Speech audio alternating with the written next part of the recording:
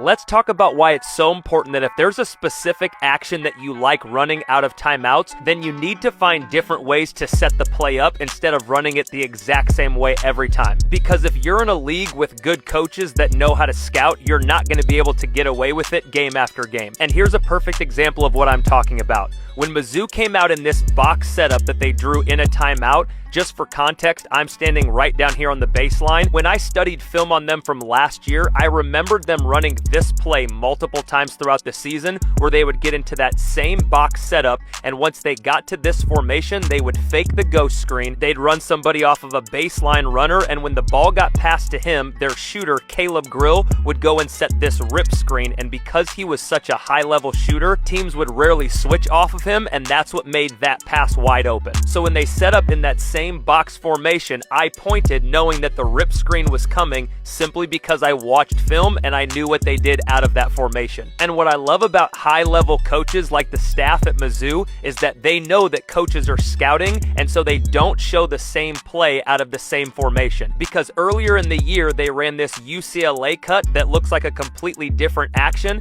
but as soon as this guard popped to the corner, you have Caleb Grill on the same side as the big who's going to sneak in and set this rip screen, so it's the same action out of a different setup, and it's just as successful.